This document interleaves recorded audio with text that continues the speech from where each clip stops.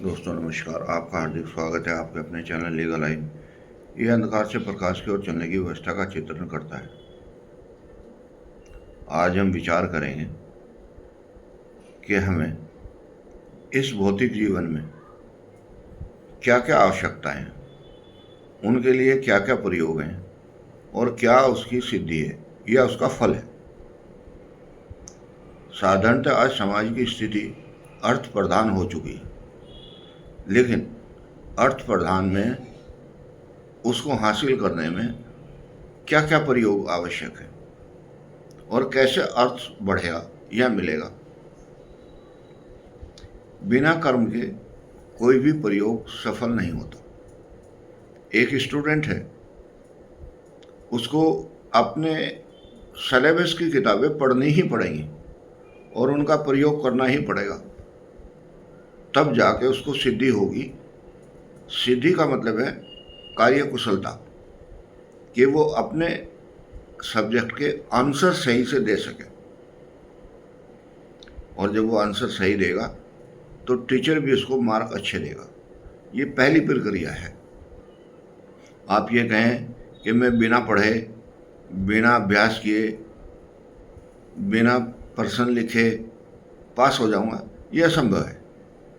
और कभी भी असंभव कार्य के बारे में विचार नहीं करना चाहिए, क्योंकि निरर्थक है और निरर्थक चीज़ें डिप्रेशन में लाती हैं। इसलिए अगर स्टूडेंट का लेवल है तो अपने उन सब्जेक्टों को जिनकी उसको आवश्यकता है, जो या उसके सिलेबस में है, निश्चित रूप से तैयार करें और उनका प्रैक्टिकल भी करें, तब आपको सफलता मिलेगी। अब दूसरी स्थिति पर आती है एक गृहस्थ की। उसको पैसे की भी बहुत आवश्यकता है, हर चीज़ उसको खरीदनी पड़ेगी, उसके लिए उसको मूल्य देना पड़ेगा। अगर उसकी तनख्वाह 100 रुपये है और वो तरक्की चाहता है तो 100 के 150 बने या 200 बने। तो उसके बनाने के दो तरीके हैं। या तो आप चीटिंग सीख लें और पूरी ज़िंदगी बेईमानी ही करते रहें, या आप अभ्यास करें उस कार्य को जिसको आप कर रहे हैं कम समय में कर पाएँ और उत्तमता से कर पाएँ। तो आपका जो मालिक होगा या बॉस होगा वो इस चीज़ को रियलाइज करेगा और वो आपकी तनख्वाह बढ़ाएगा, निश्चित रूप से बढ़ाएगा, क्योंकि उसको समझ में आ चुका होगा कि इसके बिना जो ये कार्य चल रहा है उसमें उसकी सार्थकता मजबूत पायदान की है। अगर वो निकल जाएगा तो उसको स्थिति को झेलने के लिए दूसरे आदमी को तैयार करना पड़ेगा, और वो उतना काबिल होगा या नहीं होगा ये भी एक विचारणीय विषय होगा। तीसरी स्थिति है विचारों की। जितने आपके अच्छे विचार होंगे, जितना कम्युनिकेशन स्किल होगा, उतना ही दूसरा आदमी प्रभावित होगा। ये भी प्रयोग का ही विषय है। आप सभ्य शब्द बोलेंगे तो छोटा हो या बड़ा हो, आपका मित्र हो या आपका बॉस और सर्वेंट हो, सब आपको एक प्यार भरी दृष्टिकोण से देखेंगे, अदब देंगे। ये जो अदब की परिभाषा है, यही जीवन को एक नई दिशा में लेकर जाती है। उसको कहते हैं ग्लोरी। जिस आदमी में ग्लोरी आनी शुरू हो जाती है, उस आदमी की हर तरह से एफिशिएंसी बढ़नी शुरू हो जाती है, और उस एफिशिएंसी में उसको नए नए पैरामीटर मिलते रहते हैं। उसका जो भी ऑफिशियल स्ट्रक्चर है वो उसको सपोर्ट करता है।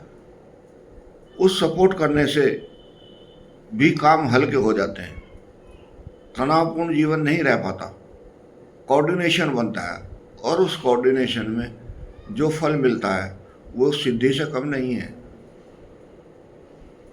और जो सिद्धि से कम नहीं है वो आपके लिए संपूर्ण है।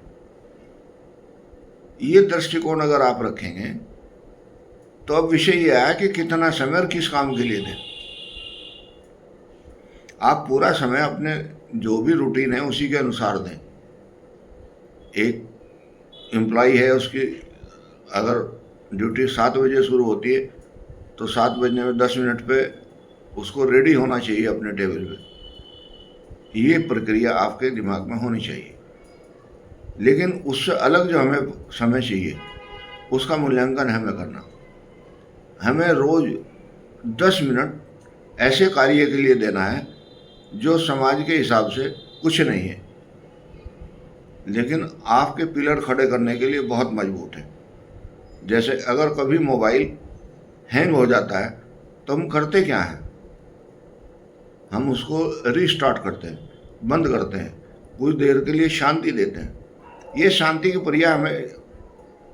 प्रक्रिया हमें ईश्वर ने दी थी, लेकिन हम तनाववश, अज्ञानतावश, व्यवहार गलत होने की वजह से इसको हम प्रयोग में नहीं ले पाते। लेकिन प्रयोग तो हम करते हैं, रोज सोते हैं, लेकिन हमें गहरी नींद नहीं आती।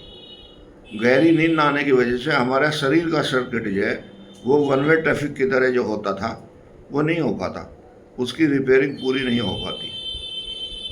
इसलिए हमें दूसरी पद्धति भी ईश्वर ने दी है कि आप थोड़ी सी देर, बहुत थोड़ी सी देर जाप करें,